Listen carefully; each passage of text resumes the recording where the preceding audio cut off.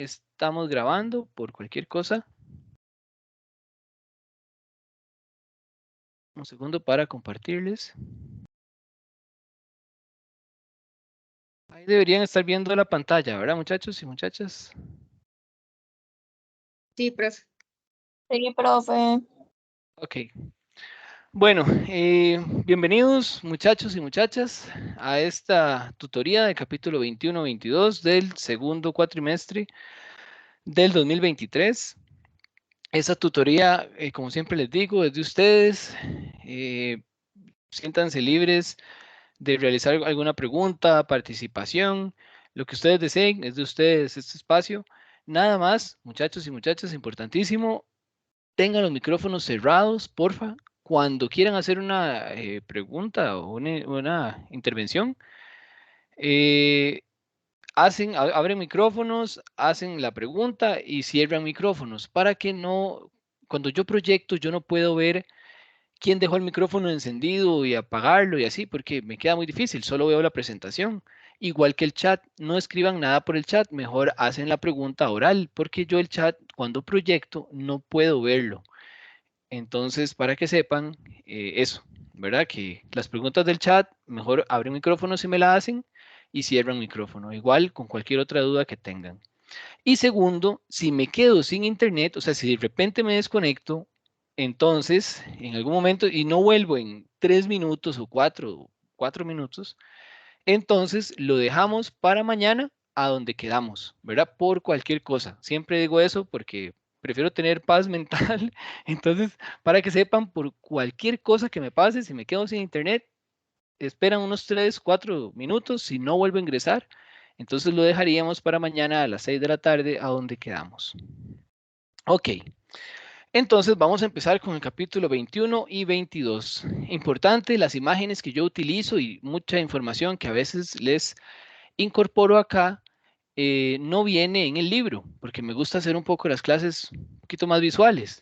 Entonces, nada más para que sepan que siempre básense para el examen en la información que viene en el libro, ¿verdad? Porque como les digo y les repito, yo utilizo información a veces de otras fuentes, utilizo fotos de otros lados, ¿verdad? Entonces, si a veces proyecto un esquema que puede variar un poquito, cualquier cosa, básense siempre en el libro, ¿verdad? Es porque yo trato de hacer las clases un poco más visuales.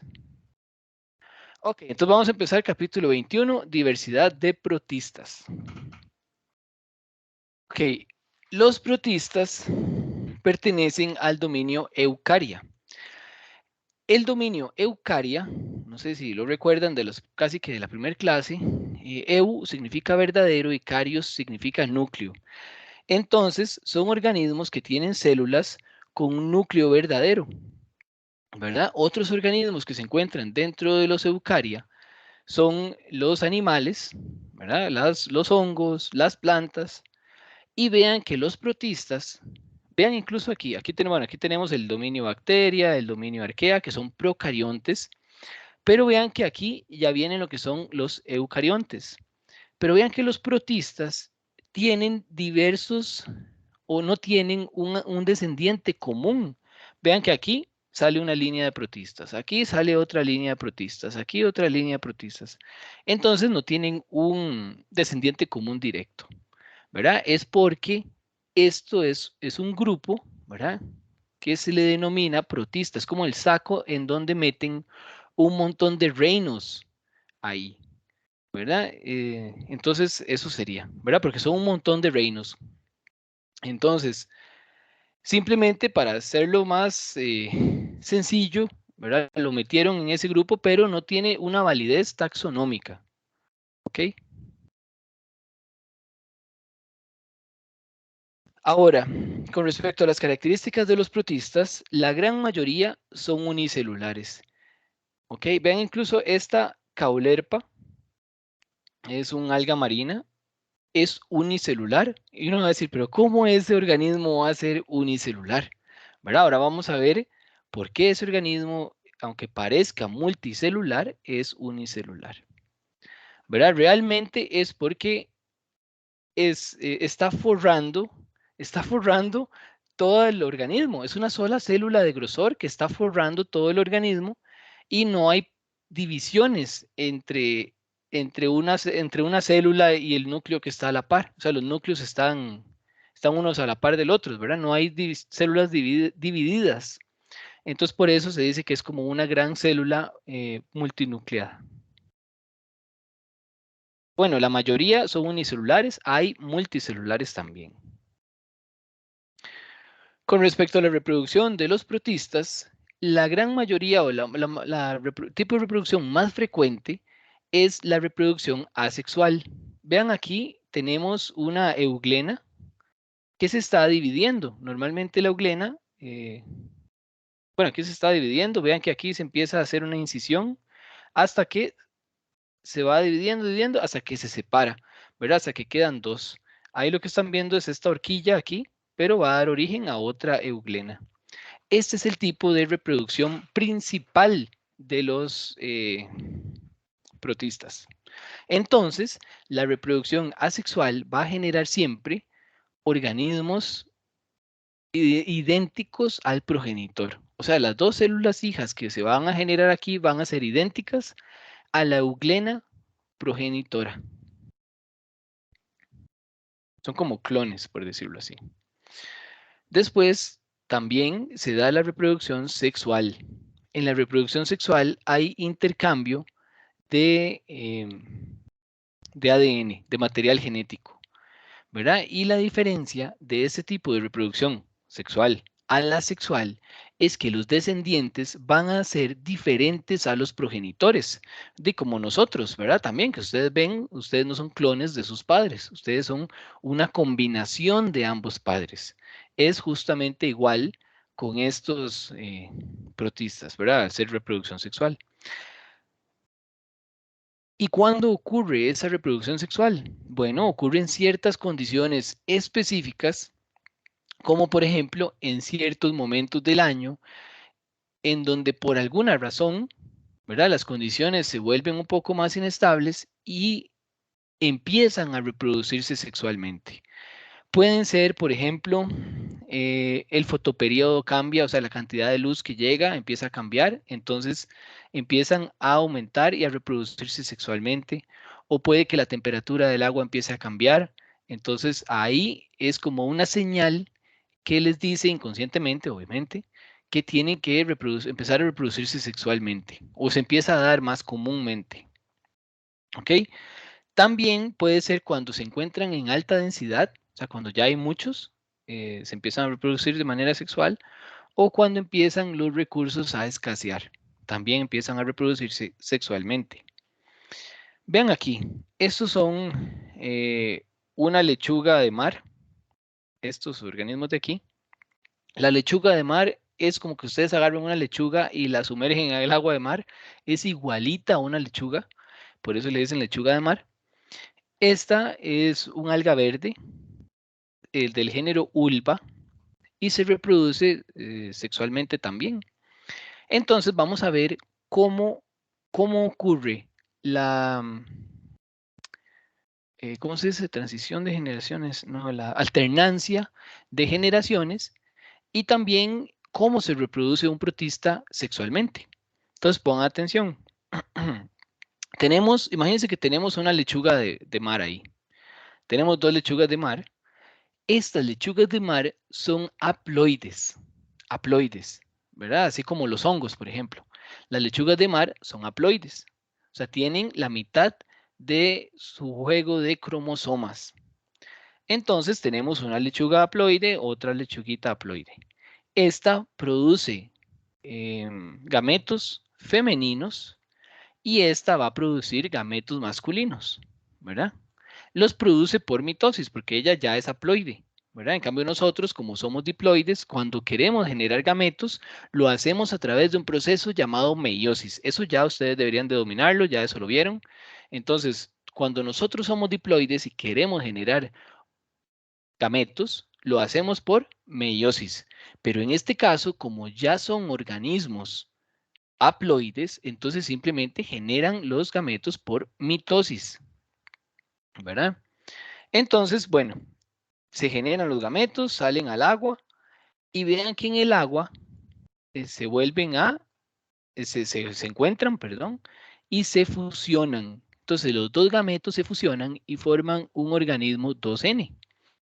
Entonces vean que aquí ya incluso cambia el color. Ahora este embrión, o este cigoto más bien, es diploide. O sea, ya tiene el juego completo de cromosomas. Es diploide, se empieza a desarrollar y se forma una nueva lechuga, pero diploide. Y vean, esta lechuga en la vida real es idéntica a esta otra. No hay ni variación, nada, es igualitita. Y como les decía, esa lechuga puede vivir como diploide, ¿verdad?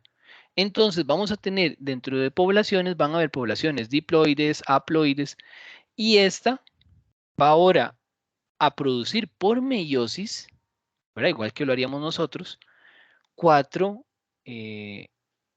esporas ahora, ¿verdad? Pero ya estas van a ser N.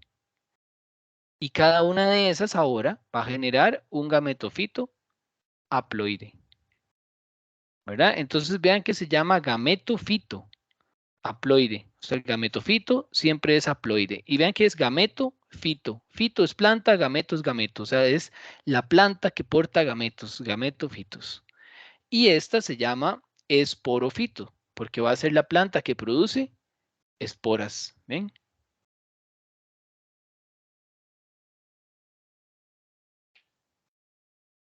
Después, bueno, todo bien, muchachos. Si tienen alguna inquietud, ¿cómo vamos? ¿Alguien que me conteste por ahí? Bien, profe. Genial, genial. Buenísimo.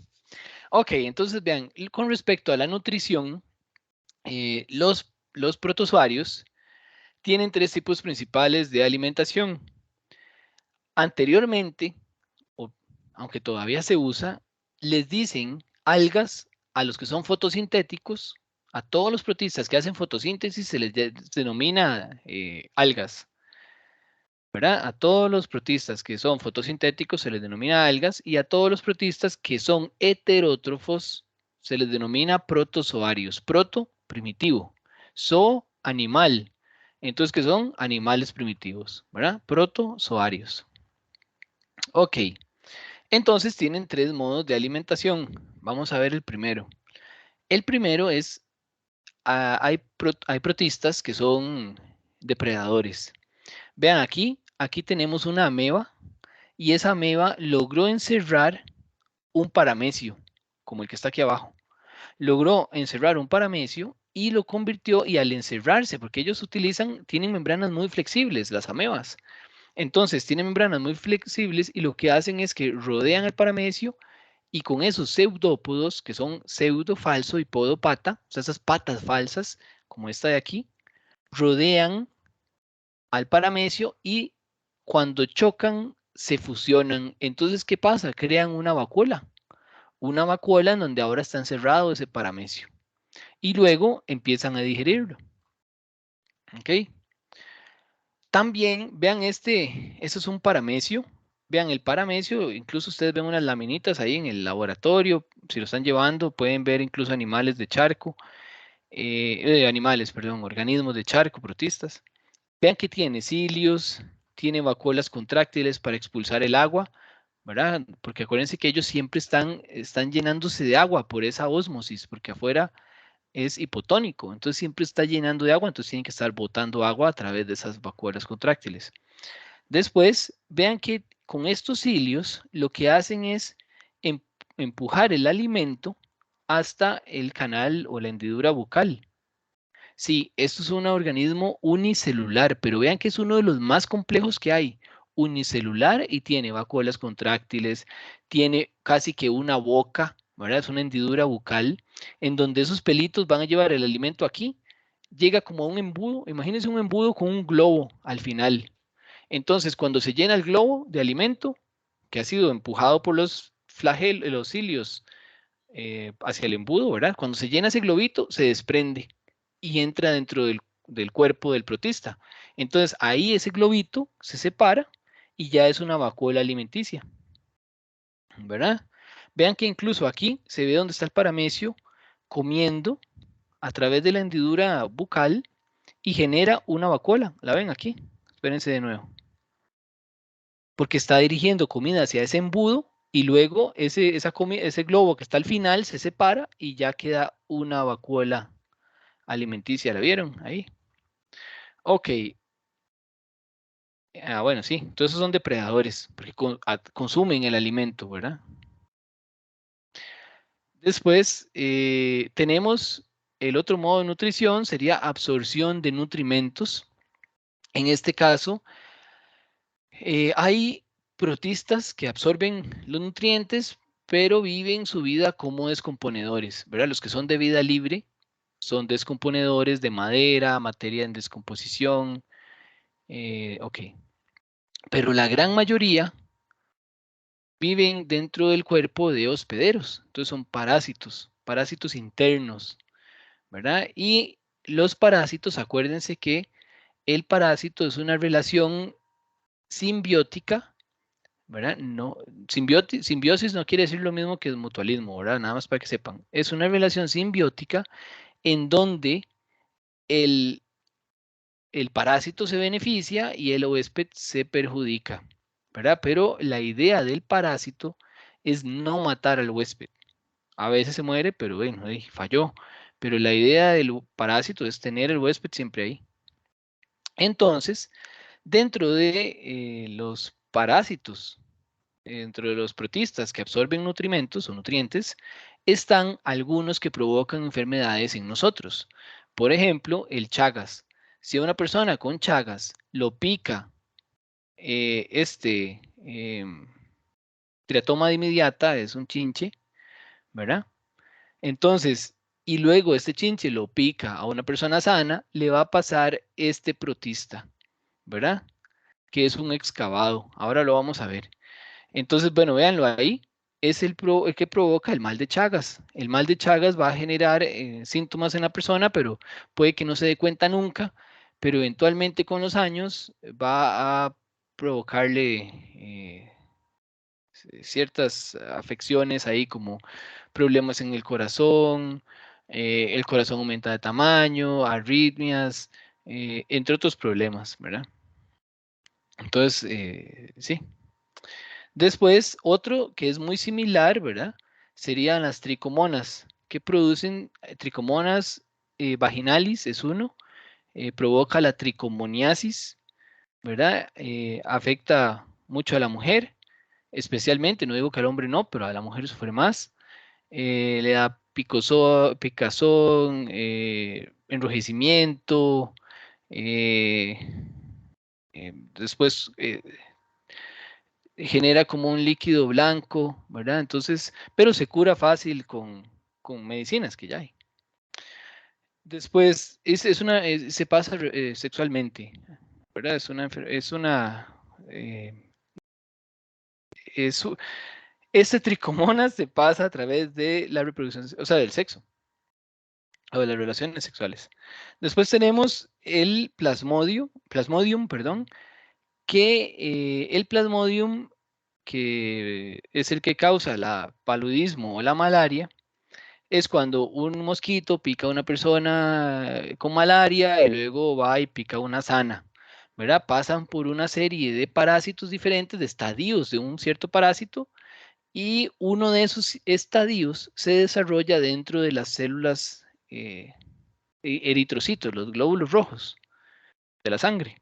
Entonces se desarrolla ahí y ahí ustedes ven en donde entra uno de esos estadios de ese parásito, se multiplica adentro y luego estalla y salen un montón de esporas que luego el mosquito llega cuando pica a otra persona enferma, chupa esas esporas se desarrollan dentro del mosquito en otro estadio. Cuando pican a la persona, entran en otro estadio, se desarrollan en el hígado como otro estadio, se desarrollan en las venas como otro estadio y después atacan los glóbulos rojos, se forma otro estadio y ahí sigue el ciclo. O sea, son varios estadios, pero bueno, genera fiebres, diarreas, todo lo que se relaciona con la malaria. Otro sería la toxoplasmosis, ¿verdad? Que es provocado por el Toxoplasma gondii, este que están viendo acá. Ese lo transmiten los gatos, que es el huésped primario. Por ejemplo, un gato contaminado o infectado, perdón, en las heces va a expulsar ovocitos, bueno, este tipo de, digamos, unos cuerpos de resistencia, o también, bueno, y esas cuerpos de resistencia, esos ovocitos o quistes en español, eh, si yo toco una caca de gato, por ejemplo, o me la toco y me meto la mano en la boca o así, entonces me voy a enfermar con toxoplasma.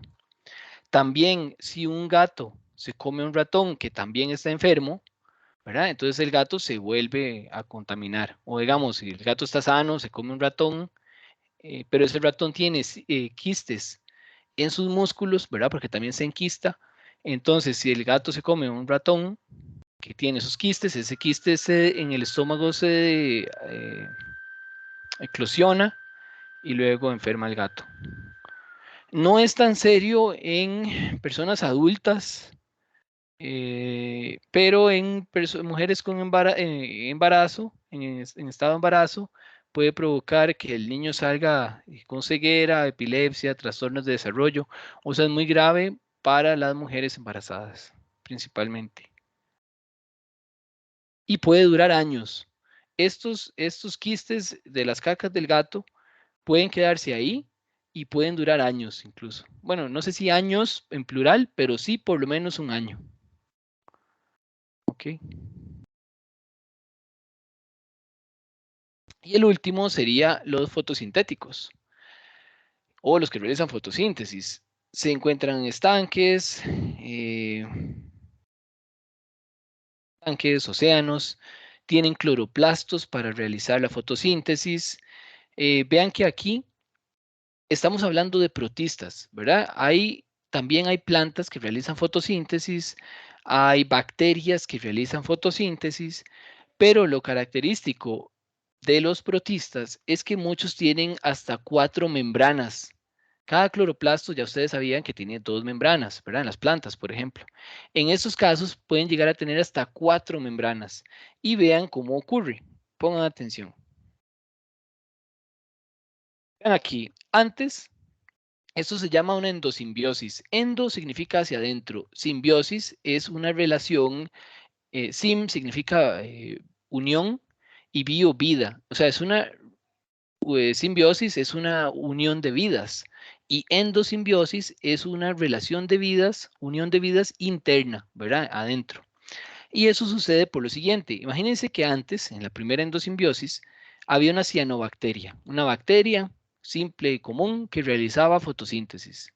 Entonces vino una bacteria, pero esto es un protista, es un procariota, y vino un eucariota y fagocitó, ¿verdad? Se comió, fagocitó una cianobacteria, o sea, un eucariota con núcleo, mitocondrias y todo, y se comió, fagocitó una cianobacteria, una procariota.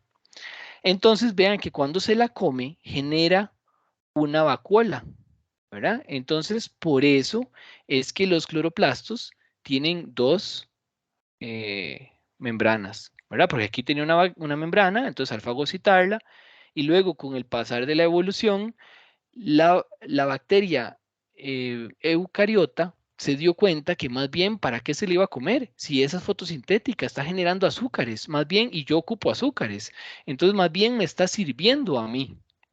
Y yo le estoy proporcionando CO2, agua, ¿verdad? Que es justamente lo que la bacteria fotosintética tiene que utilizar. O sea, es un ciclo cerrado, ¿verdad? Una produce azúcares que yo ocupo y yo produzco, al alimentarme del azúcar, como desecho, produzco agua y CO2. Entonces, justamente es lo que ocupa la bacteria. Entonces, se cierra el ciclo ahí, muy bien. ¿Ok? Entonces ahí ya van a ver dos membranas, ¿verdad? La de la bacteria y una que era la de la vacuola alimenticia. Luego, posteriormente, se dio una endosimbiosis secundaria. Eso quiere decir que a esta célula de aquí, ¿verdad? Que tenía su cloroplasto con doble membrana, se la fagocitó otro. eucariota heterótrofo, ¿verdad? Entonces se la fagocitó y vean, ahora tendría una membrana, vamos de afuera hacia adentro, una membrana que es la de la vacuola, ¿verdad? Esta de aquí. Una que sería la de la bacteria, ya van dos. Y dos que teníamos de la cloroplasto, ya van cuatro, ¿verdad? Hasta que se formó ya un cloroplasto, ¿ven? Se va degradando y al final queda solo el cloroplasto. Pero ese cloroplasto va a tener cuatro membranas. Estas son cosas como detallitos que estoy profundizando de como para hacer más amena la clase, por cualquier cosa. Sí.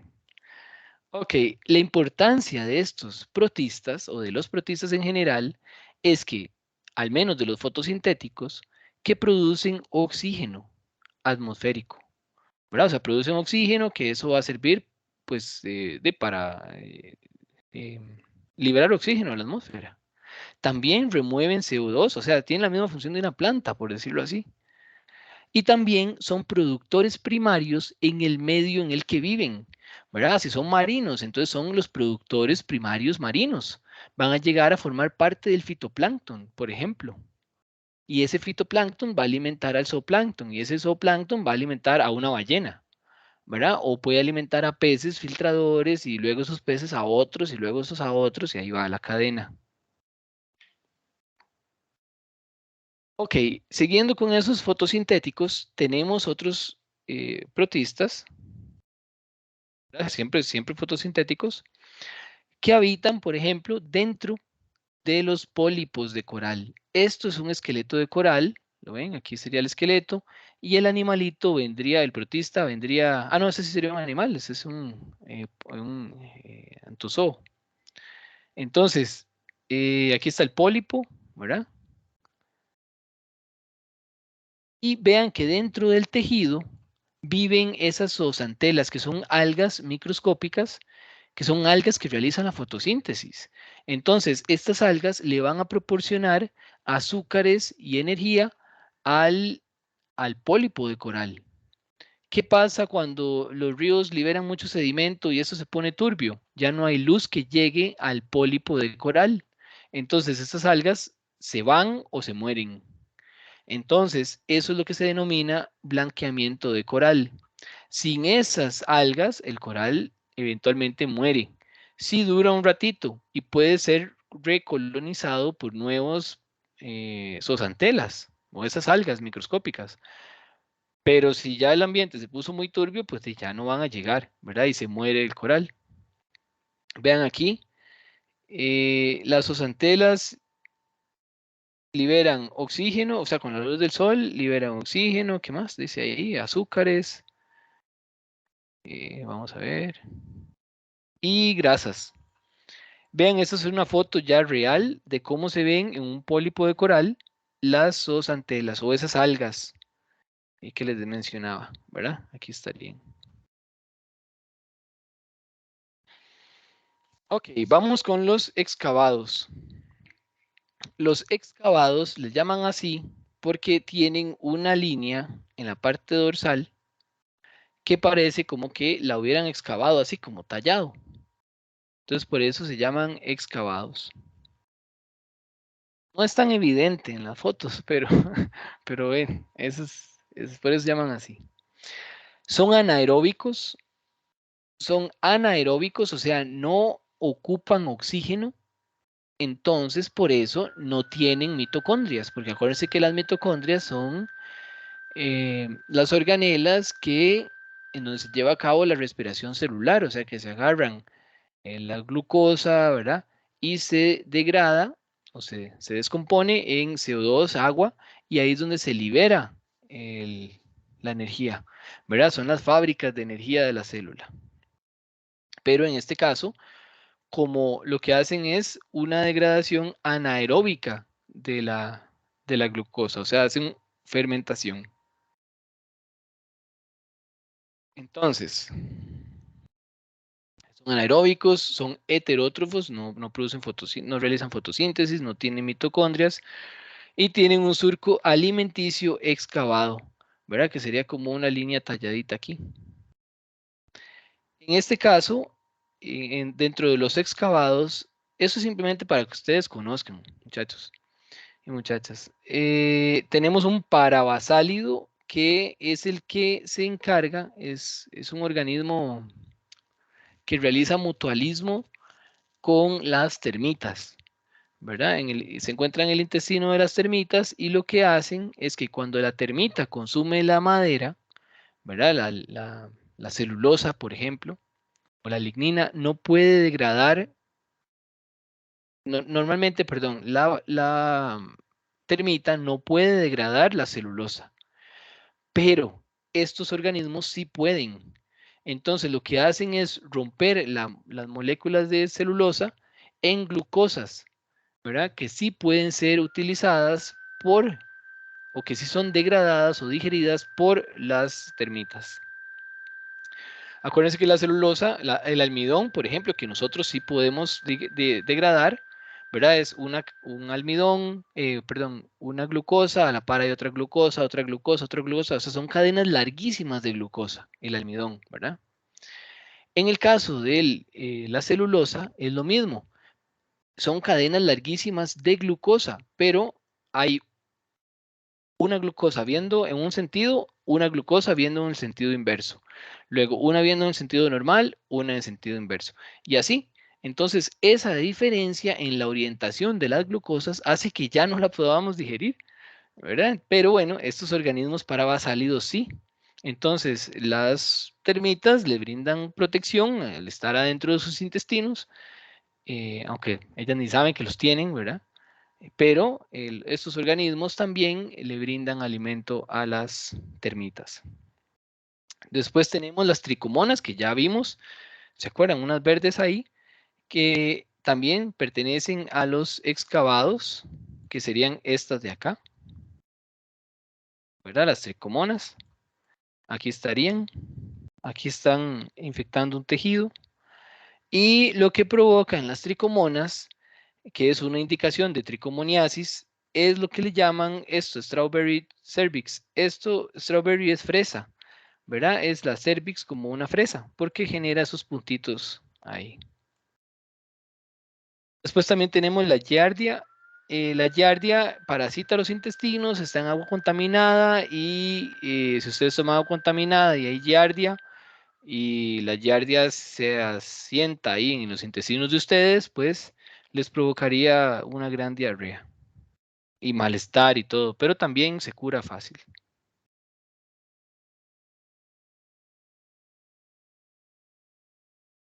Tenemos los euglenozoos. Los euglenozoos, aquí se encuentra la euglena, ¿verdad? Esta que hemos visto en el laboratorio para los que lo están llevando. Lo vamos a ver más bien en el próximo laboratorio. Tienen, sería la euglena, ¿verdad? Que está, tiene mitocondrias, pero vean que las mitocondrias forman como una especie de pila de discos. Eso es algo muy característico de los euglenozoos. Tienen cloroplastos porque son fotosintéticos, tienen un núcleo, tienen nucleolo, tienen una vacuola alimenticia, almacenan, bueno, vacuolas de almacenamiento, vacuolas contráctiles para liberar el exceso de agua, como cualquier organismo de agua dulce, pero lo más particular es que tienen una mancha ocular acá, cerca del flagelo. ¿Verdad? Van a ver que en el laboratorio no le van a ver el flagelo porque es muy delgadito y muy probablemente la mancha ocular tampoco, pero sepan que está ahí, es muy, muy pequeña y lo que hace es orientarlo, como ella es fotosintética, de decirle dónde hay luz, ¿verdad? Al menos la luz adecuada para poder hacer fotosíntesis, ¿verdad? Porque si no tuviera ese sensor ahí, esa mancha ocular, no sabría a dónde habría luz o a dónde hay mejor luz para hacer la fotosíntesis. Entonces, son autótrofos, mancha ocular presente, mitocondrias forma piladiscos y viven la mayoría en aguas dulces. También aquí vamos a encontrar al Trypanosoma brucei, que es el que causa la enfermedad del sueño, ¿verdad? Es, por ejemplo, una mosca de estas chupa la sangre de una persona enferma con la enfermedad del sueño. Este euglenozoo, parásito, también va a ser muy similar va a tener varios estadios, igual que el del paludismo. Se va a desarrollar dentro de los glóbulos rojos. Va a hacer que la persona invierta el sueño, o sea que de noche sí anda sonámbulo, de día anda con mucho sueño, pero como que no puede dormirse. Y es endémica de África esa enfermedad.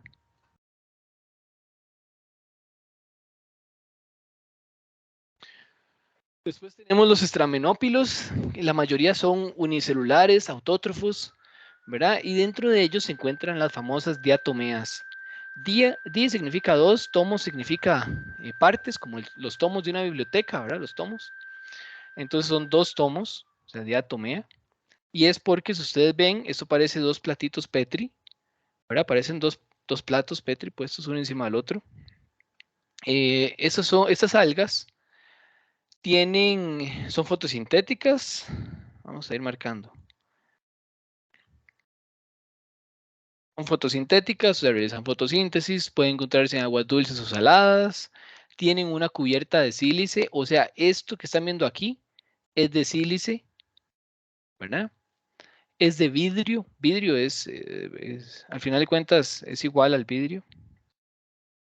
Entonces, ustedes piensan, bueno, ¿y qué chiva? ¿Y por qué de vidrio? Porque si fuera oscuro, si no fuera transparente, no podría hacer fotosíntesis el organismo que está dentro. ¿Verdad? Vean que esto es poroso. Aquí hay muchos poros que permiten la entrada de agua. Si fuera negro y se muere el alga adentro, porque no puede hacer fotosíntesis, tiene que ser transparente para que pase la luz. También se encuentra por cientos, bueno, por montones en el fondo del mar, ¿verdad? En muchos casos fosilizado. También cuando el mar, el suelo del mar, por ejemplo, por movimientos tectónicos sale, queda expuesto a roca caliza, ¿verdad? Hay gente que la extrae y saca lo que se llama tierra de atomeas, que lo usan para pastas de dientes, para cremas, para abono, un montón de cosas, pero en realidad son estos organismos fosilizados, muertos, hechos polvo. Después son productores primarios que forman gran parte del fitoplancton y vean que el fitoplancton produce cerca del 50% de la fotosíntesis del mundo.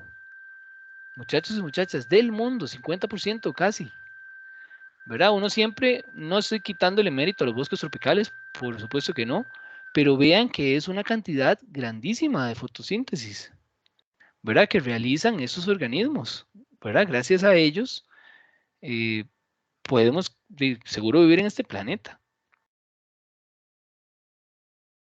Aquí tenemos una diatomea, para que la vean, vean la cantidad de formas tan bonitas que hay. Claro, eso está coloreado ahí eh, pero por lo menos pueden ver las formas, ¿verdad? Muy, muy diversas. En el laboratorio probablemente las van a ver como así, son más sencillitas.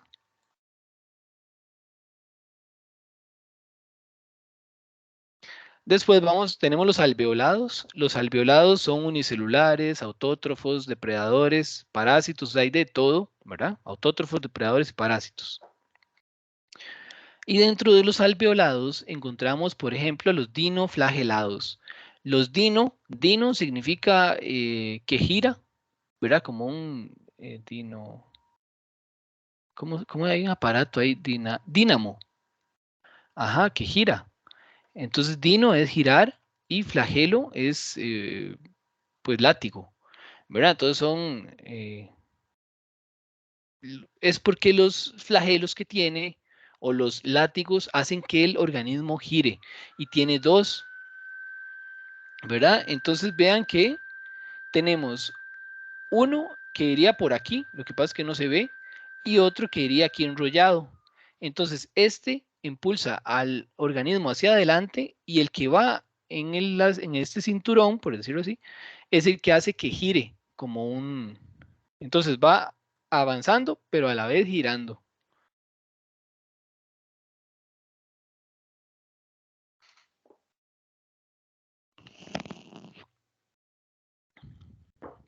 Ok. Y dentro de los dinoflagelados, bueno, son productores primarios, autótrofos, Hay productores primarios, sí, que son la mayoría autótrofos, pero hay unos que no. Algunos tienen pared celular de celulosa, como por ejemplo estos, si ustedes ven, tiene como unas placas. Esas placas son de celulosa. Vean, aquí tiene otra placa. Se llaman tecas también, como para protección. Tienen dos flagelos. ¿Qué más? La mayoría son marinos. eh, y sí, básicamente eso sería. Bueno, aquí salen los flagelos. Aquí hay uno. Ujú, aquí sale moviéndose. Los flagelos cuesta mucho verlos.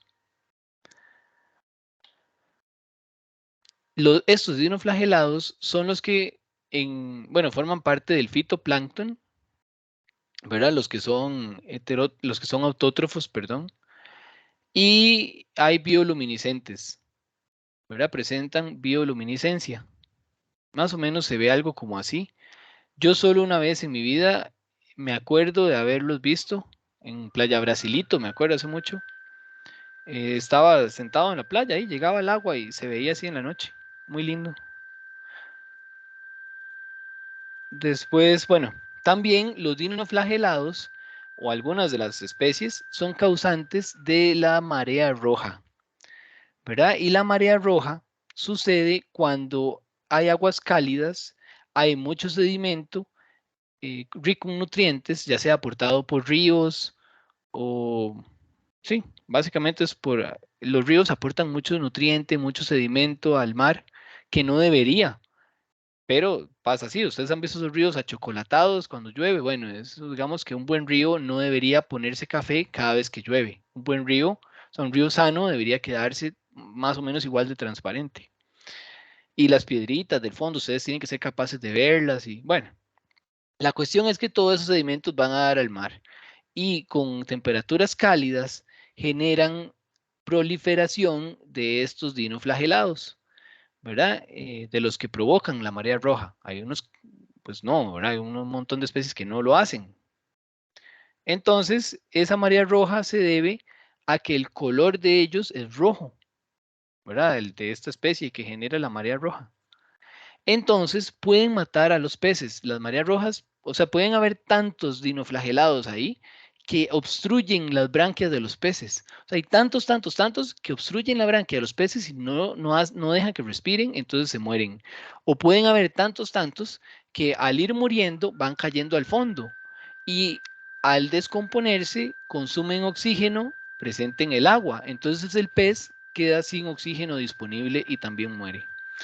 Ahora, para los organismos que son filtradores, como las chuchecas, ostras, eh, todos los que son bivalvos, ¿verdad? Bivalvos que tienen dos conchas, por ejemplo, son filtradores. Entonces, para ellos eso es un festín, porque hay alimento disponible, bueno, hasta para tirar para arriba. Entonces, hay muchísimo alimento disponible. Entonces, comen, comen, comen y filtran, filtran. Ahora, el problema está en cuando nosotros consumimos esos moluscos, porque lo que hacen esos bivalvos, esas que tienen dos conchas, ¿verdad? Ostras o chuchecas o no, pianguas, todo eso, lo que hacen es concentrar una toxina que tienen estos dinoflagelados y es una toxina paralizante. Entonces puede incluso provocar hasta la muerte de una persona o intoxicarla. Entonces por eso es que no se deben de consumir este tipo de productos cuando hay marea roja. ¿Cómo vamos hasta el momento, muchachos, muchachos? Bien, profe. Súper bien, profe. Qué dicha, me alegra. Un segundito. Perdón. Ok, vamos con los alveolados. Bueno, seguimos. Ah, no, vamos. Sí, ¿verdad? Son los mismos, sí. Alveolados. No, sí. Por un momento dudé, porque le cambié el color al rosado. Ok, entonces, siguiendo con los alveolados, tenemos los apicomplejos, que son los que causan la malaria. Esto, vean que yo estoy profundizando mucho en cada uno de estos grupos Y fíjense siempre en el temario, ¿verdad? Para que sepan qué les va a entrar o no en el examen. A mí simplemente me gusta ilustrarles para que a veces tiendo a profundizar un poco más de lo que entra, pero la idea es que de ahí se vayan, pues, con un panorama un poquito más completo, ¿verdad? Entonces, tenemos los apicomplejos, son unicelulares, heterótrofos, o sea, no hacen fotosíntesis, y son parásitos, ¿verdad? Y vean que generan esporas infecciosas como el paludismo o la malaria, es lo mismo. Y antes se los había mencionado, vean, aquí pica un mosquito, una persona enferma, viene y pica o está sana. Entonces vean que está en su saliva, cuando ella chupa sangre, también dentro de la saliva del mosquito van un tipo de, no, estadio, ¿verdad? Va un tipo de estadio. Si ustedes lo pueden ver ahí más o menos, es como alargadito, bueno. Ese estadio va y ataca el hígado, infecta el hígado. En el hígado se genera otro estadio. Ese estadio sale, inyecta y empieza a atacar los glóbulos rojos, o sea, penetra un glóbulo rojo y ahí se reproduce, pero se forma otro estadio. Hay, bueno, hasta más estadios de los que se ven aquí. Entonces, en el glóbulo rojo se generan esas esporas infecciosas. Entonces, cuando el mosquito llega, chupa esas esporas infecciosas junto con la sangre para alimentarse. Y después, cuando se va, esos estadios, esas esporas infecciosas en su estómago, ¿verdad? Cambian y forman otra vez el estadio principal, que era el que inyectó por primera vez al humano sano. Simplemente es para que vean que es bastante complejo. Y es más, es mucho más complejo de lo que aparece en ese gráfico. Pero bueno, así funciona el plasmodium este. También dentro de los alveolados tenemos a los ciliados y estos probablemente también los van a ver en el laboratorio, en el agua de charcos, si es que ya los vieron. Y si no, los verán en esta última sesión. Están rodeados de cilios, ¿verdad? Ya vean que ya lo habíamos visto, ¿se acuerdan? Que les había mencionado que tenían un surco oral, eh, tenían vacuolas contráctiles para expulsar el exceso de agua, están llenos de cilios, viven en estanques. Vean aquí hay una vacuola. Acuérdense que cuando el medio es hipotónico, el agua tiende a entrar, ¿verdad? Tiende a entrar, entonces tiende a hinchar al paramecio. Entonces, lo que hace el paramecio, y tiene que estarlo haciendo toda su vida, es botando agua a montones, ¿verdad? Entonces, lo hace porque si no, estalla. Entonces, lo que hace es que concentra el agua aquí, que le va ingresando, y luego la bota. Entonces, una manera de poder, sí, mantenerse. Vean aquí incluso donde está el surco oral, vean qué lindo se ve. ¿Lo ven? Este de aquí es como una boca. Incluso tiene un poro anal. Bueno, véanlo aquí.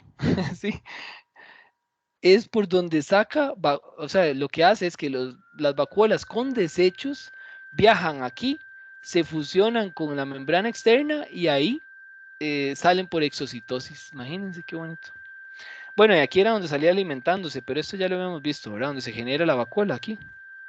Si la pueden ver, la vacuola alimenticia, que era como yo les decía, que imagínense un embudo con un globito al final y cuando se llena ese globito se desprende y se incorpora dentro del cuerpo. Entonces ya hay una vacuola alimenticia. Y ya casi para ir terminando este capítulo tenemos a los amebozoos, que eran las amebas. ¿Se acuerdan que habíamos visto en las primeras imágenes o diapositivas una ameba rodeando un paramecio? Bueno, simplemente lo hacían con unos pseudópodos. ¿Se acuerdan que yo les he dicho que era un falso pie? Entonces, si el paramecio está aquí, empiezan a rodearlo con esos pseudópodos y llega y se fusionan entre ellos y ya queda el paramecio encerrado. Entonces, los amebozoos son heterótrofos, presentan ese tipo de pseudópodos, esas membranas muy flexibles, también lo van a ver en el laboratorio. No tienen concha, eh, se encuentran las amebas, bueno, son dulceacuícolas, comen por fagocitosis, como ya lo vimos, y algunas, o no todas, pero hay unas que son parásitas de los intestinos humanos, proliferan en la pared intestinal y pueden provocar una disentería amebiana, que debe ser bien mala porque hay un dicho que dice que no hay nada peor que un ataque, como amebas, algo así. Entonces sí, provoca diarreas y puede ser bastante severa. Y aquí, ¿qué era lo que teníamos? No, no supe. Seguro era una ameba haciendo fagocitosis. Ok. ¿Alguna pregunta, muchachos y muchachas, antes de pasar al capítulo 22?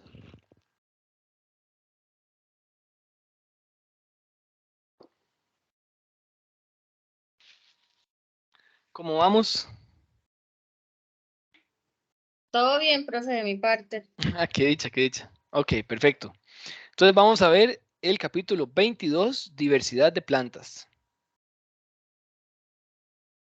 Ok, todas las plantas, bueno, las características de las plantas es que, o más bien las características que hacen que una planta sea planta, sería uno, que puede realizar la fotosíntesis, o sea, que son fotosintéticas. Claro, hay unas que no son fotosintéticas, hay plantas parásitas, como esa Rafflesia, una planta que solo es una gran flor que se encuentra como en Borneo. Hay excepciones, ¿verdad? Como todo, pero es porque antes los ancestros eran fotosintéticos. Lo que pasa es que después perdieron la capacidad de fotosintetizar, como una pulga, por ejemplo, que una pulga, los insectos tienen alas, ¿verdad? Pero hay muchos que han perdido la capacidad de vuelo de manera secundaria, ¿verdad? O sea, quiere decir que los ancestros tenían alas, o en el caso de las plantas, los ancestros podían hacer fotosíntesis. Ok, entonces, fotosíntesis. Un embrión multicelular, ¿verdad? ¿Se acuerdan que en el caso anterior de la lechuga de mar era un solo gameto ahí y se fusionaba y ya, quedaba una sola célula? Bueno, en este caso ya son embriones multicelulares. Y también tenemos alternancia de generaciones. Entonces, esas tres características ahorita las vamos a profundizar una por una, de hecho, y vamos a ver esas características. Ok, entonces vamos con fotosíntesis y embriones multicelulares. Con respecto a la fotosíntesis, el pigmento que utilizan, bueno, clorofila A y B incluso. Bueno, clorofila y fotosíntesis.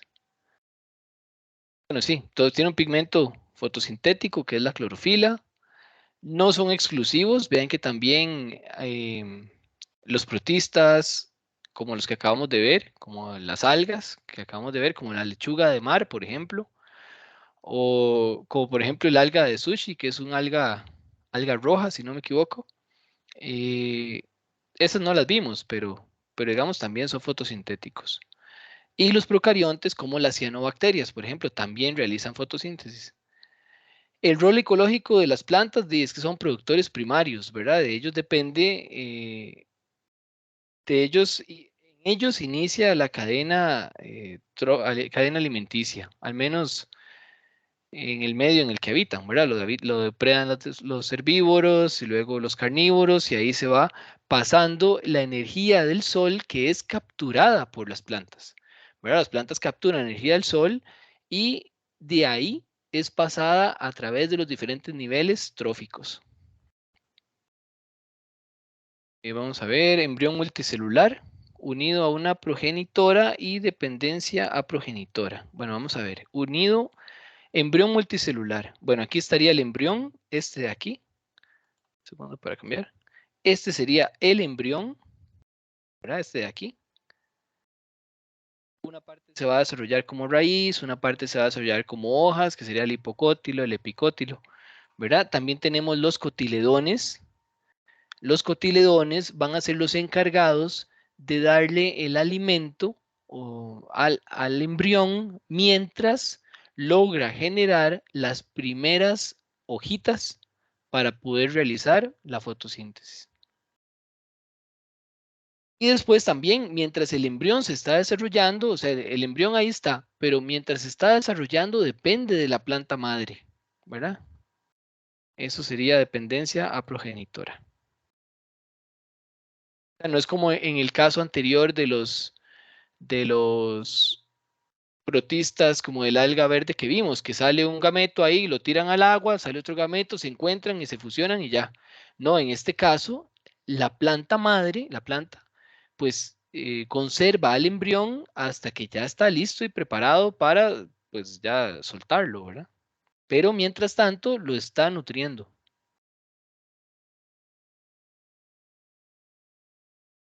Con respecto a alternancia de generaciones, es bastante similar a lo que ya vimos. Tenemos una generación haploide, que es N, ¿verdad? Que se va a denominar gametofito, igual que en el anterior, ¿verdad? Y también tenemos una generación diploide, que es 2N, y se va a denominar esporofito. Ahora, la diferencia entre una espora y un gameto, que nadie me lo preguntó, es que la espora puede generar un organismo nuevo, nada más que con la mitad de la mitad del juego de cromosomas. Mientras que un gameto no puede generar un individuo completo, ¿verdad? Un espermatozoide no puede generar un hombre con la mitad de los cromosomas, no. Pero una espora técnicamente sí podría. Ok, perdón, un segundo.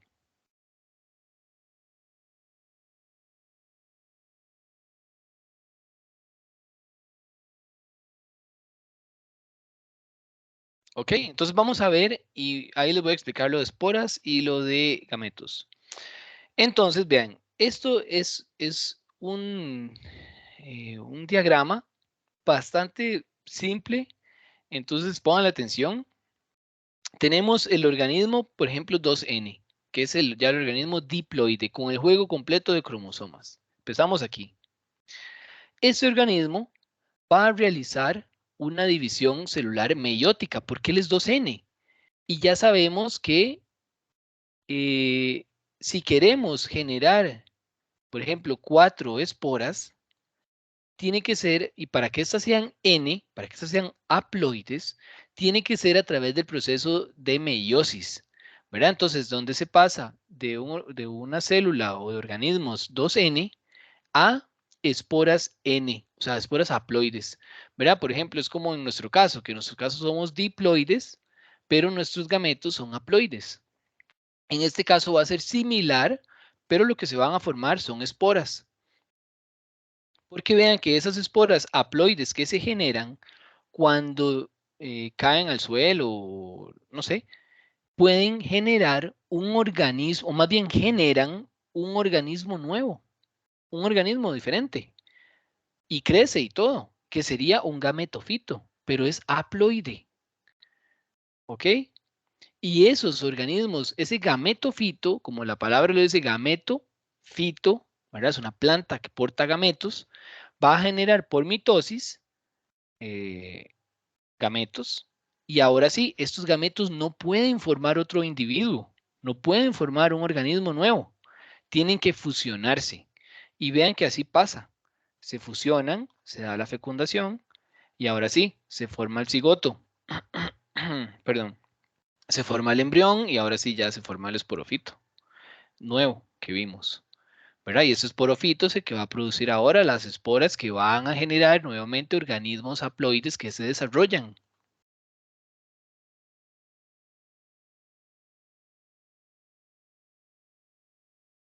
Perdón, disculpen. Ok, entonces espero que les haya quedado claros eso, ¿verdad? Vamos a ver unos ejemplitos ahora, pero ya con ejemplos aplicados, digamos, a plantas. Con respecto al ancestro de las plantas, tenemos que el ancestro era un protista fotosintético, ¿verdad? Era un protista fotosintético, o sea, era un alga, como esta, como esta cara, ¿verdad? O caroficia o carófita.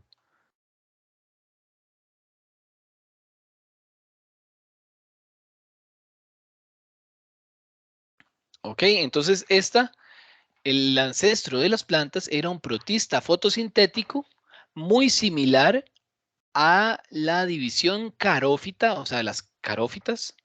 Es un tipo de muy cercano, muy cercano a las plantas, pero es un protista. O sea, es un alga.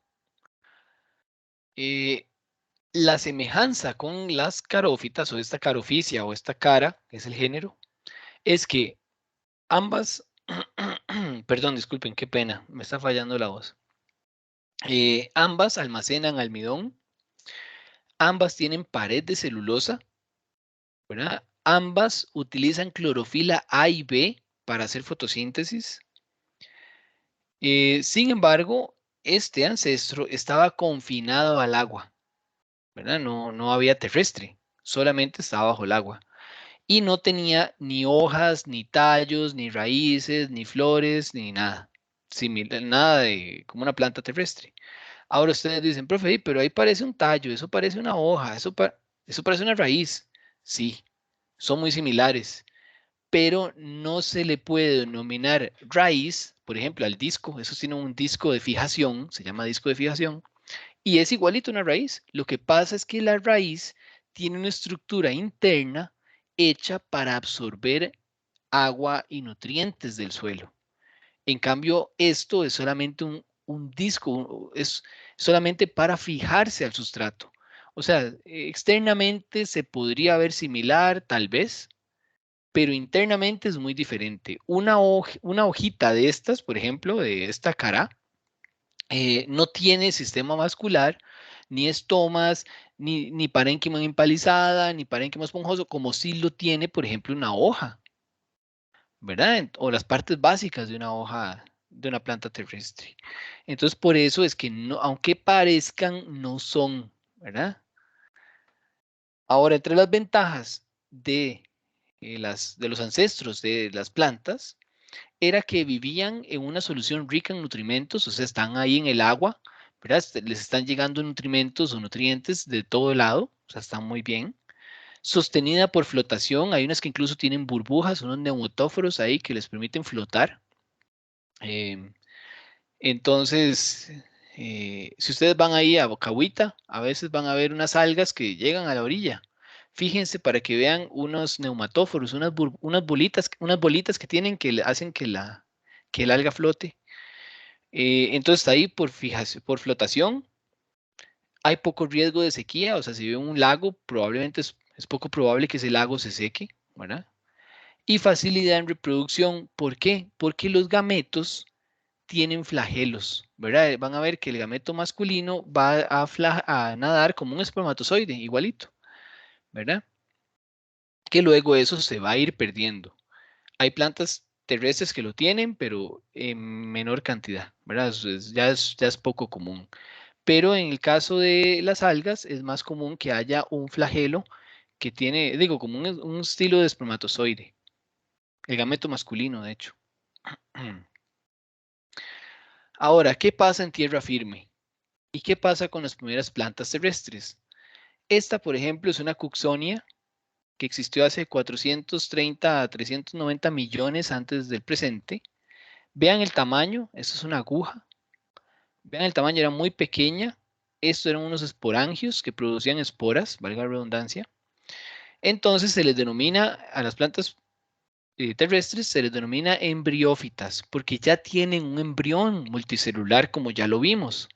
Embriófitas, o sea, tienen un embrión, planta con un embrión, embriofitas, ¿verdad?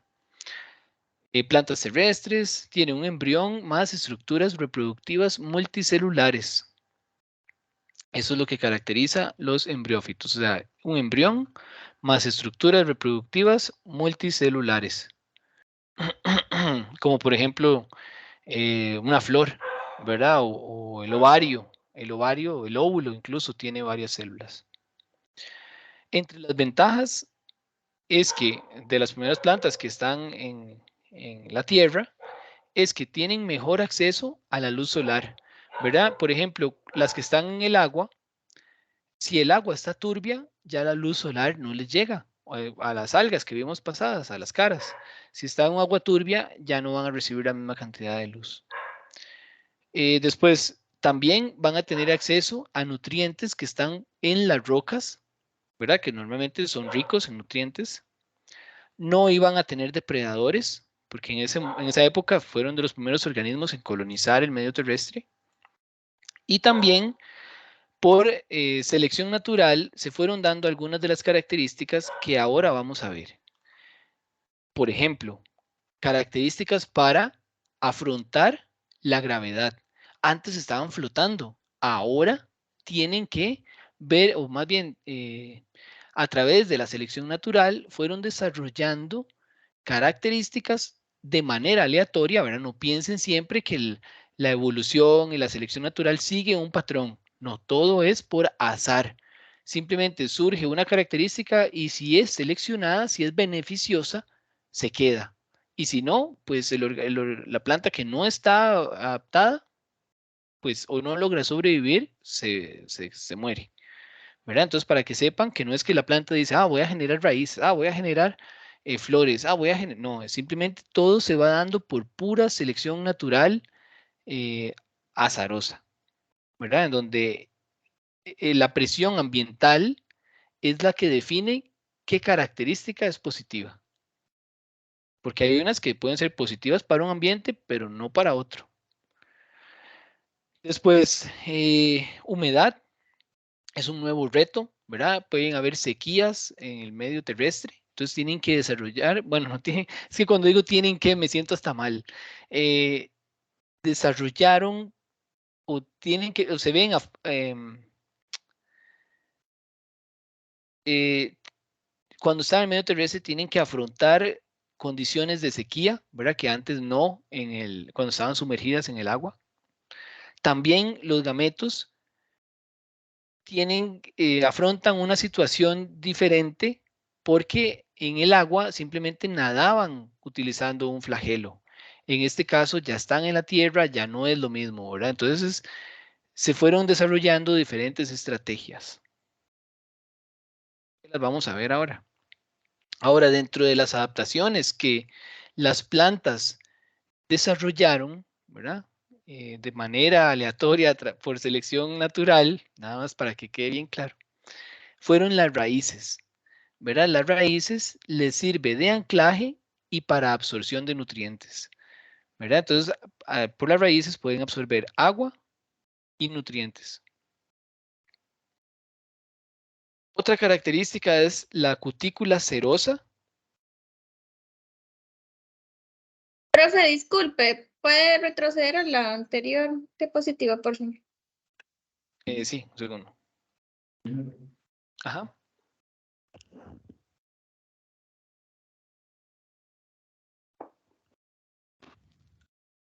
¿Alguna pregunta con eso? Todo claro, profe. Bueno, ok, voy a seguir entonces. No sé para qué ocupaba devolverme, pero sigamos. Ok, entonces también desarrollaron una cutícula serosa. Esa cutícula serosa va a aparecer sobre las hojas y los tallos, porque esa cutícula serosa es impermeable. Vean que incluso les puse aquí está una gota, para que vean que no absorbe agua por ahí, pero tampoco la pierde, ¿verdad? Ahora, ¿por qué creen ustedes que no hay cutícula serosa en las raíces? ¿O hay en las raíces?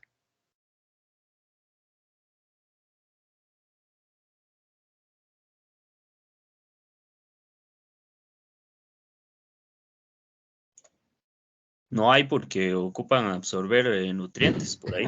Exacto, claro, muy amable, Jonathan, gracias. Exacto, si tuvieran cutícula serosa en las raíces y no pueden absorber agua. Esto es como quien dice un traje impermeable que se pone la planta desde la raíz para arriba, porque así por más sol que le pegue, no va a perder agua tan fácil, ¿verdad? Es impermeable. O sea, sí, no entra agua, pero tampoco sale. Y ella absorbe agua por las raíces. Ahora, sí pierden agua o humedad a través de los estomas. Los estomas son un par de células. Ustedes ven aquí una célula, aquí hay otra. Es como cuando ustedes tienen, funciona como cuando ustedes tienen un neumático de meterse al río, digamos, un neumático, no sé, un neumático hinchado.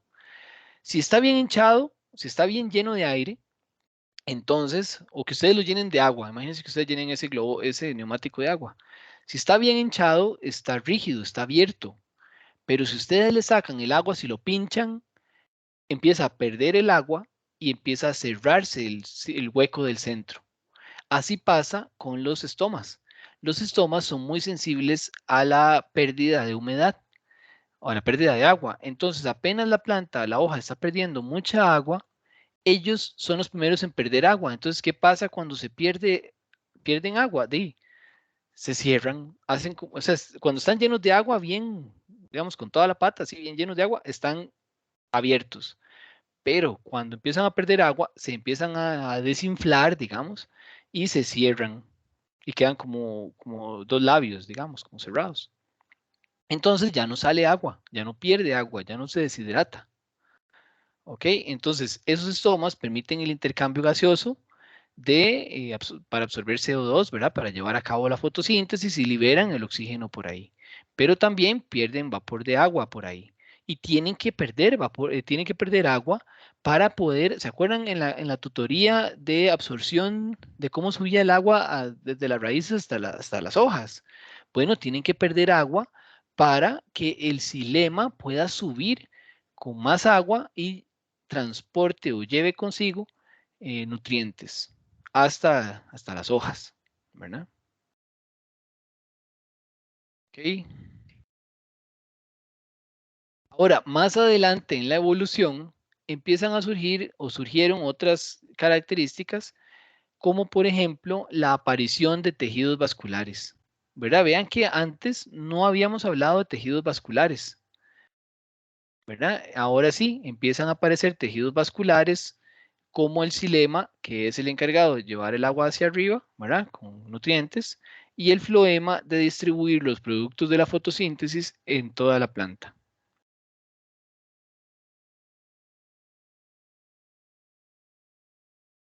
También aparece la lignina. La lignina es un polímero que se encuentra en los tejidos conductores, por ejemplo, en el xilema. En el xilema, si ustedes ven un corte transversal, van a ver que eh, en el xilema se van a ver como un tinte rojo, ¿verdad? Van a ver unos huequitos más grandes y van a estar bordeados de rojo. Eso es la lignina, eso le da sostén, ¿verdad? Es un polímero que le da sostén a ¿cómo se llaman esos? Los tejidos vasculares, especialmente el del xilema, ¿ok? Y hace que la planta pueda, pues, tenga una firmeza, sea rígida. También la lignina es el que forma eventualmente la madera. Después tenemos el polen, aparece más reciente aún, y ahora vamos a ver los diferentes tipos de plantas terrestres o grupos, y van a ver que sigue justamente este mismo patrón, em, estas mismas adaptaciones a la Tierra, hasta en el mismo orden. Después aparece el polen. El polen son células sexuales masculinas, ¿verdad? Vean las diferencias de polen. De hecho, hay gente que estudia, por ejemplo, las plantas que polinizan los colibríes, porque agarran el colibrí, le limpian el pico y saben, dependiendo del cada granito de polen, a qué planta pertenece. Entonces pueden saber, por ejemplo, a dónde ha ido, a qué plantas ha ido ese colibrí. Vean que con el polen, con la llegada del polen, se da una independencia del agua. Ahora las plantas ya no van a ocupar del agua para la reproducción. ¿Se acuerdan que antes las plantas ocupaban del agua, incluso en los briófitos, en los musgos y así? Todavía se necesita el agua para que se reproduzcan. Por eso los musgos solo van a encontrar cerca de los ríos, en los caños, ¿verdad? Porque ocupan el agua para reproducirse. En cambio, con la llegada del polen, ya no ocupan el agua, se da una independencia. y primeramente empiezan a dispersarse, ese polen se empieza a dispersar por el viento. Después empiezan a aparecer animales que empiezan a utilizar ese polen como alimento, pero a la vez empiezan a funcionar como polinizadores. Entonces empieza a dar una relación entre la planta y los polinizadores, ¿verdad? Después empiezan a aparecer flores y ya se empieza a dar una polinización más precisa. O sea, ya va bien, ya va a empezar a haber polinizadores específicos de diversas plantas y así.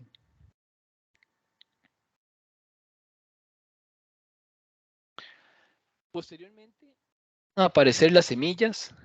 Todo eso es por selección natural, muchachos, ¿verdad?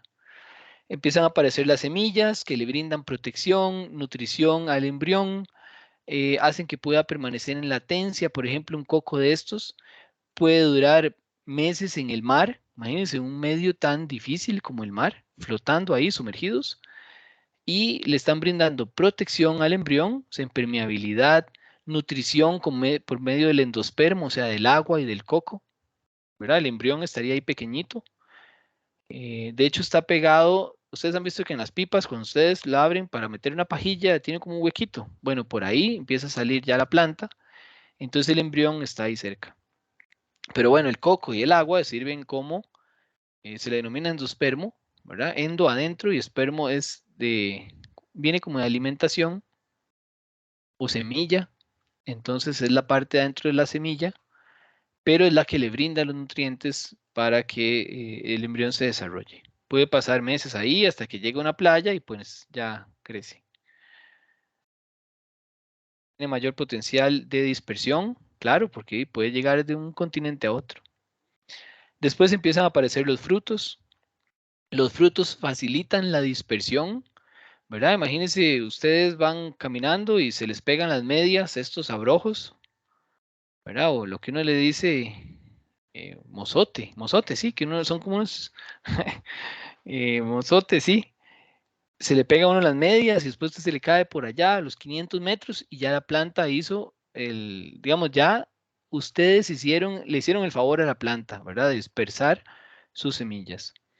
O por ejemplo, esto es una sámara que cuando cae forma como un helicóptero, ¿verdad? Entonces empieza a dar vuelta y se la lleva el viento, entonces también. O podría ser a través de las heces. Esto es quién sabe de qué será esta caca, pero vean que tiene un montón de semillas, o estas heces, para decirlo más bonito. Tiene un montón de semillas, ¿verdad? Entonces hay dispersión interna, que se denomina, interna, se denomina endozoocoria, ¿verdad? Endo es adentro, zoo animal, coros es como dispersión. Entonces es dispersión por medio de la parte interna de un animal, o sea, endozoocoria. O puede ser exozoocoria, que sería la parte externa. Cuando es por viento se denomina anemocoria. Cuando es por agua se denomina hidrocoria. Ok. Ok, entonces, árbol evolutivo de grupos principales en plantas. Vamos a ver los grupos principales en plantas. Entonces tenemos el alga verde ancestral, ¿verdad? Que es similar a la actual carófita. Entonces, tiene un gametofito dominante.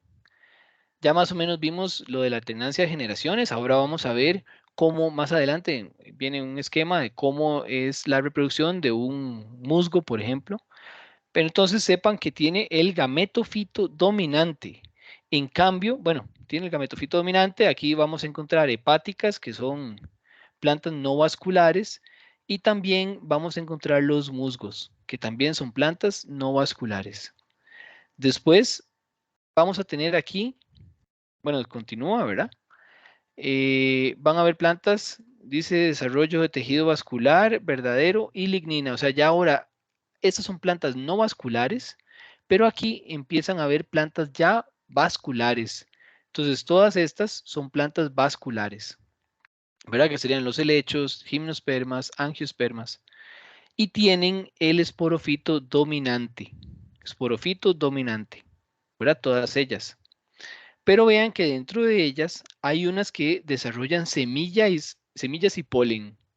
Entonces ahora sí, tenemos plantas sin semillas, como los helechos, plantas vasculares sin semillas, y tenemos plantas vasculares con semillas. Pero dentro de las plantas vasculares con semillas, vamos a tener las gimnospermas. Gimno significa desnudo y esperma significa semilla, o sea, son semillas desnudas. Y vamos a tener las angioespermas. Y es porque angio significa como una ánfora, como una vasija, como donde uno echa flores, como un florero. Angio. Y esperma de semilla, y es porque el óvulo está metido dentro de un ovario, y ese ovario eventualmente va a formar un fruto. Entonces quiere decir que son plantas que tienen fruto, fruto externo, ¿verdad? Cubiertas por un fruto. Entonces, estas no generan frutos y estas sí generan frutos, ¿verdad? Entonces, por eso tenemos a las angiospermas que tienen flores y frutos. Entonces, vamos a ver cada una de esas. Entonces, ya vimos que los principales grupos tenemos las plantas no vasculares, como las hepáticas. Eso es una hepática. Ven que tiene forma de hígado, aunque no realmente, pero por eso se llaman hepáticas. Y tenemos plantas vasculares. O sea, plantas no vasculares y plantas vasculares. O sea, que no tienen tejido conductor. Estas no tienen xilema, no tienen floema. Estas sí.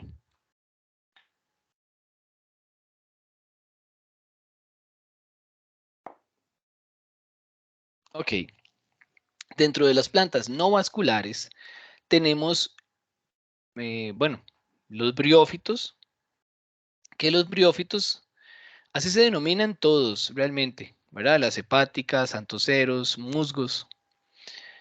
Entonces, dentro de los briófitos o plantas no vasculares, vamos a encontrar plantas que no tienen tejido vascular. Bueno, ya eso lo dije varias veces, no tienen tejido vascular, una vez más. No tienen lignina en los tejidos conductores, porque no tienen tejidos conductores. Después el tamaño es limitado, no alcanzan más de 2.5 centímetros, son muy pequeñitas. Después no tienen raíces, no tienen tallos, no tienen hojas. ¿Por qué? Porque para que sea raíz, toda raíz tiene tejidos conductores. Todo tallo tiene tejidos conductores. Todas hojas tienen tejidos conductores. Entonces no son hojas, no son tallos, sino es raíz. Se denominan rizoides, caulidios y filidios. ¿Ok? Así se les llama a los musgos, por ejemplo, las partes del musgo. Vamos a encontrar hepáticas como estas, ¿verdad? Que tienen forma de hígado ahí, más o menos. Esta sería la parte gametofítica y esta sería, como esa palmerita, sería la parte esporofítica. Igual aquí tenemos antoceros. Antos significa flor y ceros significa cuerno. Entonces es como si tuviera un cuerno en forma de flor. A veces los nombres no tienen mucho sentido, pero sí, así es. Entonces se llaman antoceros, pero no tiene flor, ¿verdad? Simplemente esa sería la parte gametofítica y esa sería el esporofito. Ahora vamos a ver eso para que les quede más claro. Ok, aquí tenemos entonces los briófitos, los musgos y dice corregir página 389 del libro. Hijo de pucha, eso no me acuerdo. Pero bueno, no me acuerdo. No me acuerdo qué había que corregir. Pero bueno, está bien, sigamos. Tenemos los briófitos, ¿verdad? Ya ustedes saben que el gametofito dominante es N y el esporofito es 2N. ¿Ok? Entonces, vamos a ver, imagínense que tenemos un musguito, ¿verdad? Empezamos con un musgo, ¿verdad? Todos se ubican, un musgo en un caño, ok, genial. Tenemos un musgo macho y un musgo hembra. Sí, hay un musgo macho y un musgo hembra, ok. Entonces, el musgo macho va a generar en su anteridio, que es la estructura que genera y guarda los espermatozoides, ahí, ¿verdad? Entonces, cuando hay una gota de agua, vean que los espermatozoides salen y se quedan en la gota de agua, viajan y nadan hasta un óvulo, pero nadan al óvulo del gametofito hembra, ¿verdad? El gametofito hembra va a estar dentro de un arquegonio, ¿verdad? Anteridio, espermatozoides, arquegonio, óvulo. Entonces, los espermatozoides nadan hasta el óvulo, ¿verdad? Pero vean, esta estructura y esta está aquí en el musgo, ¿verdad? O sea, está ahí metida aquí en esta parte también. Entonces, el espermatozoide nada así hasta que llega aquí. Ok, ya eso lo vimos, se da la fecundación y vean que se da la fecundación y empieza a crecer ahora un esporofito. ¿Se acuerdan que ya es 2N? Porque aquí se fecundó. Entonces ya sabemos que el esporofito es dependiente. ¿Y dependiente por qué? Porque vean, va a crecer sobre el gametofito, que es el dominante. O sea, quiere decir que ahora va a empezar a crecer un esporofito aquí encima. Y eso es justo lo que pasa. ¿Ven? Entonces sobre el arquegonio, ¿verdad? Donde está el óvulo, va a empezar a crecer ahora un esporofito. Empieza a crecer, a crecer, a crecer, hasta que se desarrolla una cápsula. ¿Verdad? Ahora sí, esto es 2N. Toda esta pieza es 2N. Todo este musguito de aquí abajo es el gametofito, es haploide. N, haploide. Pero esto es diploide, 2N. ¿Ven? Este crece sobre el gametofito, que es haploide. Pero este es diploide. Ok, entonces se genera una cápsula. En esa cápsula se generan ahora, porque acuérdense que estamos hablando del esporofito, se van a generar esporas.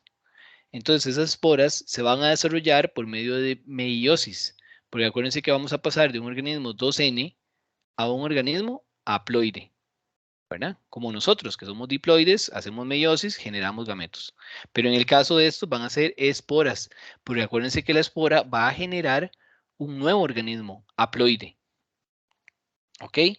Entonces, esas esporas van a generarse por medio de división meiótica, pero van a ser haploides, pero van a liberarse y van a caer en el suelo y van a formar un nuevo organismo haploide, ¿verdad? N. Hasta que crece, puede ser uno macho y uno hembra y ahí empieza el ciclo de nuevo.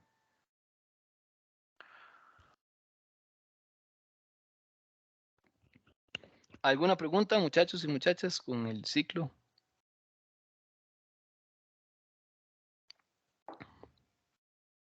¿Alguien que me conteste por ahí? No, profe, todo bien. Ok, genial. Sigamos entonces. Tengo una duda. Ajá, adelante. Pero ese sería con. A ver, déjenme un momento. Con las adaptaciones terrestres de la planta en los Ujú. tejidos vasculares. ¿Cuáles eran la xino, no sé qué? Es que no los alcancé a escribir aquí Al en mi libreta. xilema. El xilema. Sí, era el xilema, ¿y cuál era otro? ¿El otro? El floema. El xilema y el floema van a verlo en las tutorías que siguen, pero básicamente son una serie de conductos muy delgaditos, ¿verdad? Dentro del tallo de la planta, dentro de la raíz, dentro de cualquier órgano, van a haber tejidos vasculares. Después van a ver los 3 tipos de tejidos que hay y todo. Entonces, uno transporta el agua desde la raíz hasta donde lo ocupe la planta, ¿verdad? Que es el xilema, y el floema transporta los azúcares que se generan o los productos que se generan en la fotosíntesis, lo transporta a diferentes partes de la planta donde se ocupen. Muchas gracias. ¿Listo? Entonces, vean, muchachos y muchachas, aquí tenemos un musgo. Vean que aquí todo esto va a ser gametofito haploide, ¿verdad? Van a ver que si lo encuentran para el laboratorio, los que lo están llevando, cuando lo encuentren, cuando lo vayan a llevar al laboratorio, llévenlo, pero incluso con el esporofito. Si no, de nada vale. Bueno, no sería lo ideal, pero bueno, entonces tenemos el gametofito haploide y tenemos el esporofito diploide. Y dentro de esta cápsula van a haber esporas haploides que se generaron por meiosis y cuando estas caen generan nuevamente otro gametofito. Cuando el gametofito es macho, ¿verdad? Libera un espermatozoide y fecunda a la hembra, ahora sí, el óvulo de la hembra, del gametofito hembra, produce otro esporofito. Ven, y ahí va el ciclo. Entonces, estas hojitas, como les dije, se llaman filidios. El tallo se llamaría caulidio, ¿verdad? En el manual de laboratorio viene que se llama caudilio y eso está mal, es caulidio, por si acaso, en el manual de laboratorio. Después, esporangio, bueno, eso sería el esporangio, básicamente, la cápsula. Esporangio es espora y angio es ese receptáculo, como esa ánfora, forma de florero, que es el recipiente que tiene las esporas, ¿verdad? Es un esporangio, el recipiente de las esporas, esporangio. Y un filamento. Ujú. Ah, bueno, vean aquí. Ahora sí, vienen lo que son las plantas vasculares. Ya hablamos de las plantas no vasculares. Ahora si seguimos aquel cuadrito, ¿verdad? Donde se iban dividiendo, vamos con las plantas vasculares. El árbol filogenético. Tenemos las plantas vasculares, entonces, Profe, ajá. una preguntita. Estas plantas que hemos visto no vasculares, la mayoría o todas, la humedad es como el factor importante. Sí, porque ocupan, acuérdense que el espermatozoide tiene flagelo, ocupa agua para reproducirse. Y también no tienen sistema vascular, entonces no pueden ser muy altas, ¿verdad? No tienen sistema vascular, ¿cómo va a llegar el agua hasta, digamos, si fueran muy altas, cómo va a llegar hasta arriba si no tienen sistema vascular? Aquí, profe. Gracias. Sí, le respondí la duda. Sí, sí, sí. Ok. Ok, las plantas vasculares reciben también el nombre de traqueófitas, ¿verdad? Viene de plantas con tráqueas y es porque se refiere a cada uno de esos conductos, ¿verdad? Si yo agarro por ejemplo, un tallo y lo corto transversalmente, van a ver que en alguna parte del tallo voy a encontrar algo como así. Entonces, estos que son rojos y grandes es el xilema, el que transporta el agua. Y estos que son como verdecitos, pequeños, es el floema, el que transporta los azúcares, aminoácidos y cosas, bueno, en especial azúcares que se han generado durante la fotosíntesis. Ok, pero esto, como les digo, lo van a ver ya a más profundidad en la tutoría que sigue, me parece. Ok, dentro de las traqueófitas o plantas con tráqueas, para decirlo así, están los licopodios, helechos, equisetos, angiospermas, gimnospermas. Ahora vamos a ver esas también. Entonces, tienen sistema vascular, que sería lo que acabamos de ver. Vean, aquí estaría la lignina, que les decía que es un polímero de sostén rojo, que se tiñe rojo, perdón. Vean, aquí también tendríamos lignina, todo esto aquí rodeando el haz vascular. ¿Qué más? Tenemos, bueno, el esporofito. En este caso, ahora sí, vamos a tener el esporofito dominante. Antes era el gametofito dominante, ¿verdad? En los briófitos. El gametofito era el dominante, ¿se acuerdan? El musguito. O sea, no el filamento con la cápsula, ese es el esporofito, que dependía del gametofito. Ahora va a ser al revés. Ahora el esporofito es el dominante y el gametofito es reducido.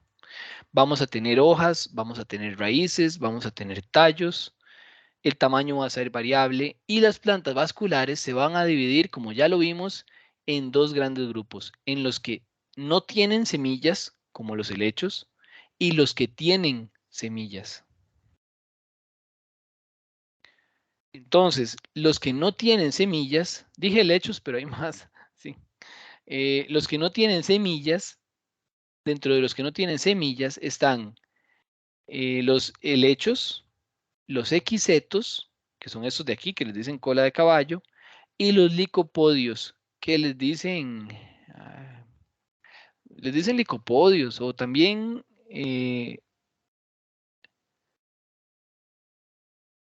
pinos miniatura, algo, tiene un nombre ahí común que no me recuerdo, pero la gente normalmente también los conoce como licopodios. Entonces tenemos colas de caballo o equisetos, los licopodios y los helechos, que no tienen semillas, pero sí sistema vascular. Por eso son más grandes que un briófito que mide 2.5 centímetros como máximo. Entonces, pero también dependen de la humedad, ¿verdad? También dependen de la humedad. Vean que no se han liberado, no se han independizado del agua aún tanto, ¿verdad? Vean, porque también tienen espermatozoides móviles. O sea, tienen espermatozoides, no pueden liberarse del agua, se ocupan el agua para reproducirse.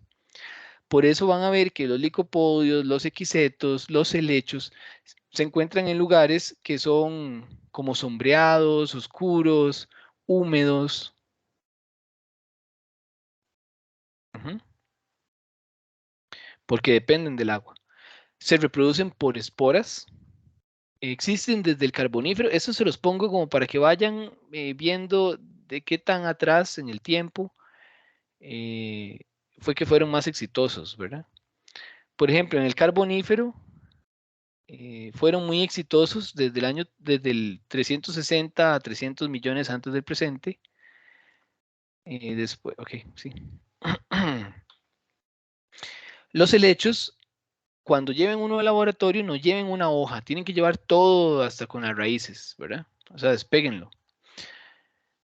Pueden llevar uno pequeñito, no tienen que llevar uno gigante. Pero vean, las partes del helecho sería una fronda, se llama fronda y no hoja. O sea, la hoja del helecho no se llama hoja, se llama fronda. ¿Y por qué se llama fronda? Van a decir, "Sí, pero hay un término para cada cosa, ahí más o menos. Se llama fronda porque la hoja tiene función reproductiva, o sea, la fronda tiene una función reproductiva. En cambio, una hoja no tiene función reproductiva. Entonces, por eso se llama fronda. Vean que aquí la hoja, pucha, la fronda del helecho tiene abajo esporangios que se denominan soros. Cada uno de estos va a ser algo como así, ¿verdad? Hay diferentes formas, tanto así que sirven hasta para identificarlos. O sea, dependiendo de la forma de estos soros, ¿verdad? Así se pueden identificar las especies. Después tenemos un tallo subterráneo, que es un rizoma, una hoja circinada, que es enrolladita así, y las raíces, ¿verdad? Entonces todo esto van a ser esporangios, o sea, van a estar llenos de esporas. También tenemos helechos arborescentes, como estos, ¿verdad? Que predominaron principalmente en la época del Carbonífero que ya les dije. Entonces, ¿cómo se reproduce un helecho? Vean, vamos a empezar con un helecho. Ok, aquí tenemos el helechito, muy bien. Ese helecho tiene soros atrás, que son esporangios, ¿verdad? Y un esporangio es un receptáculo de esporas. Espora, angio. Angio es como un recipiente, ¿verdad? Como una ánfora, donde antes llevaban el vino, por ejemplo, los romanos o así. Entonces, se libera la espora, ¿verdad? El esporangio se abre. Vean, esto es una masa de esporangios. Esto es un esporangio. O sea, quiere decir que dentro de un soro hay un montón de estos y dentro de estos hay un montón de esporas, ¿verdad? Entonces, para que vean que la cantidad de esporas que pueden haber ahí. Entonces, bueno, tenemos el helecho, tenemos los soros o los esporangios, son diploides, pero vean que, perdón, vamos a ver dentro de esporas, ok, haploides, perdón. Tenemos el helecho, tenemos los soros, ahora sí, claro, por supuesto. Se da se da por, vamos a ver, división celular meiótica. Ah, bueno, sí, ok, este es 2N. Ajá, sí. Ven, el amarillo es 2N, ok, ya, perdón, por un momento me enredé. Empiezo de nuevo. Tenemos el helecho que es 2N, ¿verdad? El helecho normal, 2N, produce las esporas. Es que por eso me confundí, porque está metido como que el esporangio y todo está metido en el amarillo. Y pues claro, sí, tiene sentido.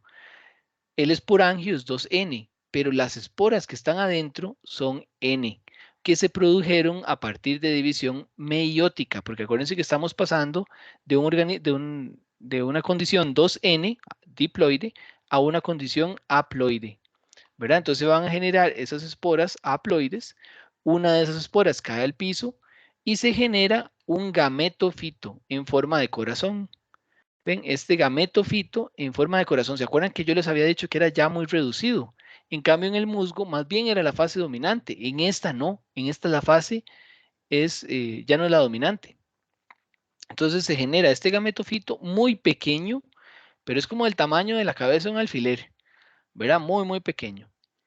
Entonces, tenemos que dentro del mismo gametofito, ¿verdad? Vamos a tener una parte en donde están los anteridios y una parte en donde están los arquegonios, ¿verdad? Entonces aquí vamos a tener los espermatozoides, ¿verdad? En los anteridios y aquí en los arquegonios vamos a tener los óvulos. Entonces el espermatozoide tiene que nadar de aquí a acá. No es mucha la distancia, pero sí, ocupa del agua y ocupa nadar. Entonces, vamos a ver, digamos que nada por ahí ¿sí? Y llega aquí. Ok. Se fecunda el óvulo, ¿verdad? Que está dentro del arquegonio, dentro de la parte femenina de él. También pueden estar por separado, eso es importante. Entonces, se fecunda, ¿verdad? Y una vez que se fecunda, ahora sí, de ese gametofito va a empezar a crecer un esporofito ya 2N y sería el helecho que todos conocemos. Bastante sencillo realmente. Nada más que uno, normalmente esta fase se la salta, no sabe que existe, ¿verdad? Más cuando es la primera vez que uno lo oye. Pero es interesante. Después tenemos, ya vimos las plantas vasculares sin semillas, ¿verdad? Ahora vamos con las plantas vasculares con semillas. Y para que se desarrollen semillas, o más bien asociado a las semillas, está el polen y, bueno, sí, el polen. Entonces tenemos las plantas vasculares con semillas. Se desarrolla el polen, ¿verdad? Que el polen es el gametofito masculino, pero ya no va a ocupar del agua, se independiza del agua, porque empieza a hacer, vamos a ver que en las gimnospermas las plantas son polinizadas por el viento y en las angiospermas, en su mayoría, van a ser polinizadas a través de polinizadores. Pero bueno, la cuestión es que con el polen ya se independiza del agua. ¿Ok? Entonces es una gran ventaja para colonizar otros lugares. Después, la semilla va a tener o va a estar cubriendo el embrión. ¿Verdad? La semilla cubre el embrión. Y vean, si ustedes se ponen a ver como es bastante similar al huevo de un ave o de un reptil. Porque vean, aquí tenemos el embrión. Imagínense que fuera un embrión o un huevo de ave o un huevo de reptil. Tenemos el embrión, tenemos alimento disponible para el embrión y tenemos una cubierta protectora, ¿verdad? Que sería, sí, la cubierta de la semilla. ¿Ok? Entonces tenemos la cubierta protectora, el alimento disponible para el embrión para que se desarrolle. En este caso sería hasta que la planta crezca, pueda atravesar, no sé, el zacate o lo que haya, y ya pueda llegar a una parte en donde pueda desarrollar las hojas. Y una vez que desarrolla las hojas, ya ese alimento, ese, ¿cómo se llama? Bueno, en el caso, ese cotiledón, por decirlo así, ya se gastó. Entonces ya ahora sí, pero tiene hojitas para producir fotosíntesis.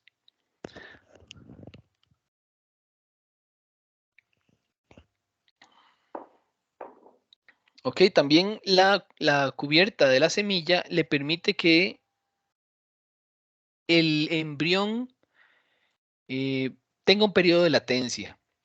Después van a ver en el capítulo que sigue cómo se rompe una latencia, cuáles son los factores, como por ejemplo el frío, hay semillas que tienen que pasar frío o a temperaturas muy bajas para poderse activar después cuando la temperatura vuelve a aumentar. Otras ocupan secarse primero y luego humedecerse. Otras ocupan simplemente agua, ¿verdad? Entonces ahí depende. Ok, y dentro de las plantas vasculares con semillas tenemos las angiospermas y las gimnospermas. ¿Verdad? Que las angiospermas son las que tienen frutos y flores. Y vean que angio, otra vez volvemos al recipiente de semilla. Y es porque en la flor el óvulo está cubierto por el gineceo, ¿verdad? Y ese gineceo o ese ovario va a producir eventualmente el fruto, ¿ok? Y los óvulos van a producir las semillas. En cambio, en las gimnospermas, gimno quiere decir desnudo, o sea, es una semilla desnuda. Vamos a ver cada una. Entonces, ya casi vamos terminando, no se preocupen. Entonces, las gimnospermas, bueno, surgieron alrededor de hace 290 millones de años. Las gimnospermas, dentro de ellas tenemos, por ejemplo, las cícadas, ¿verdad? O los pinos, los cipreses, los ginkgos. Ok, entonces, vean que las gimnospermas no tienen flor, ¿verdad? No tienen flor. Abundan en el hemisferio norte y es porque en el hemisferio norte es más frío, ¿verdad? Que digamos aquí en Centroamérica, o sea, son más comunes en el hemisferio norte que en el, digamos que en el Ecuador. Están adaptadas para el frío. De hecho, vean que, por ejemplo, las hojas, en el caso del ciprés, las hojas, imagínense ustedes una nevada ahí, cuando llega el invierno, cae nieve, todos los árboles, antes de que llegue el invierno, ya en otoño, perdieron las hojas. ¿Por qué? Porque se están preparando para el invierno. Cuando llega el invierno, el suelo se congela, no hay agua disponible porque está congelada, no hay mucha luz. Entonces, ¿qué hacen las plantas? Botan las hojas para, para evitar el frío, las daña. Entonces, simplemente las botan antes y además dejan de crecer porque ya no están realizando fotosíntesis, ¿verdad? Quedan como en un estado estático, pero los cipreses tienen hojas muy reducidas. De hecho, cuando ustedes vayan al laboratorio y tienen que llevar cipreses, los que lo están llevando, van a tener que llevar cipreses o pino. Entonces vean el ciprés al estereoscopio y van a ver que las hojas son como pequeñas escamitas, que eso es una gran ventaja. ¿Por qué? Porque se mantienen siempre verdes, no botan las hojas. Siempre, aunque haya poca luz, están fotosintetizando, están creciendo. También en su savia tienen un anticongelante que evita que se congele, o sea, las temperaturas son, o sea, tiene un anticongelante que permite que siempre la savia, digamos, esté funcionando. Y después tiene, vamos a ver, hojas verdes todo el año, hojas aciculares. Ah, bueno, importante, en el caso de los pinos, en el caso del ciprés, la cutícula que rodea a las hojas es muy gruesa, ¿verdad? Entonces eso protege a la hoja del frío. Gruesa cutícula, hojas aciculares y la resina, ¿verdad? La resina anticongelante, que de hecho es el que le da el olor a pino. Van a ver que hay hasta unos huequitos dentro del ciprés en donde sale esa resina al exterior. Y después tenemos las angiospermas, que surgen más recientemente, hace 100 millones de años. Y son más exitosas, muchísimo más exitosas que las gimnospermas. Y sucede o se da gracias a que en el caso de las gimnospermas, como no tienen flor, ¿verdad? Dependían simplemente, lo que hacen es liberar un montón de polen al ambiente y ese polen va flotando hasta que llega al cono femenino, por ejemplo, y forma lo que es el cono navideño. No sé si ustedes lo han visto, que la gente lo utiliza para adornos o así.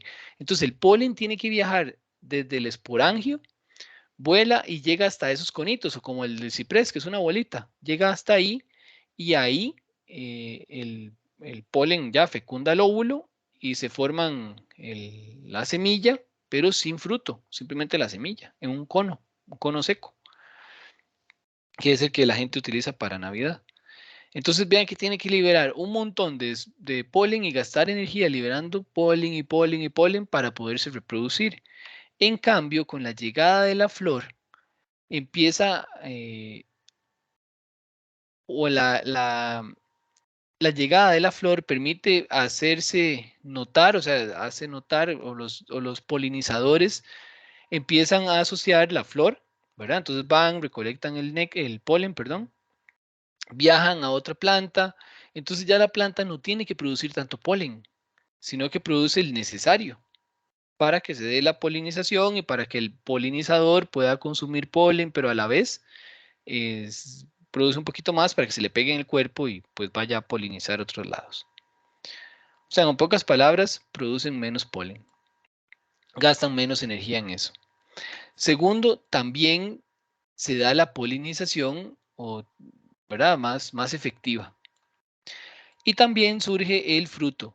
Entonces, aparte de eso, el fruto sirve para dispersar las semillas, como ya lo habíamos visto en el ejemplo que yo les había dado con el mozote que se le pega a uno en las medias, que en realidad son frutos que se llaman abrojos, son frutos con espinas. Hay frutos secos como esta sámara, que cuando caen forman esas como helicópteros, digamos, o como el algodón, por ejemplo, que se va flotando, o como los cipselas, que son como las de los dientes de león que uno sopla, que es como un aquenio, pero con plumas. Entonces eso se lo lleva el viento. Ajá. Y después otra característica que ha permitido, aparte de esas dos que ya mencioné, el que las angiospermas sean tan exitosas o más exitosas que las gimnospermas, son las hojas anchas. Perdón.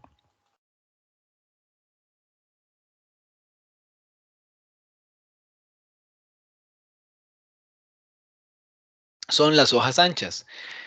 Vean que en el caso, si comparamos una angiosperma con una gimnosperma, las gimnospermas tienden a tener hojas más pequeñas, ¿verdad? En cambio, las angiospermas son hojas anchas que permiten captar mayor cantidad de energía lumínica. En el caso de cuando llega la época seca, también se da que como en Santa Rosa, por ejemplo, en el Parque Nacional o en el bosque seco de aquí, cuando va a llegar la época seca, las hojas se caen, ¿verdad? Entonces son bosques deciduos, donde los bosques, los árboles pierden las hojas. ¿Por qué? Porque no hay agua disponible. Igual pasa con el invierno, no hay agua disponible porque se congela. En este caso no hay agua porque se seca, ¿verdad? No hay agua porque es muy seco. Pero igual los dos experimentan el mismo déficit de agua. Entonces pierden las hojas igual no hay agua, es mucho mantenimiento, se pierde agua por transpiración a través de las hojas, entonces mejor no tenerlas. Entonces, los árboles del bosque seco pierden las hojas por eso, ¿verdad? Y ahí es cuando incluso empiezan a florear, hay unos muy amarillos, así, ¿para qué? Para aprovechar esa época y que las hojas no estorben y los polinizadores puedan ver bien las flores. Entonces, casi que usted puede ver en una montaña donde hay un arbolito floreado amarillo. Entonces, el polinizador viaja de una vez directamente allá, no hay hojas que lo tapen. Pero bueno, el costo. Bueno, eso era con las hojas anchas, también captan más energía lumínica, o sea, ¿verdad? Pueden captar más energía. Los costos, la herbivoría, al ser hojas más grandes, más carnosas, van a ser más apetecibles, pero también han desarrollado defensas físicas, como que las hojas sean duras o que las hojas tengan espinas o resinas, ¿verdad? Que sepan feo, o pelos urticantes, como de la urticaria, por ejemplo. También han desarrollado defensas químicas, como toxinas, como la nicotina, la cafeína, mostaza, pimienta, chile, acetaminofén, morfina, todos esos son defensas químicas que se encuentran únicamente en las angiospermas y que han sido desarrolladas para evitar justamente la depredación. Y básicamente eso sería, que dicha que terminamos a tiempo. Voy a dejar de compartir, grabar un momento, muchachos, antes de que se me olvide.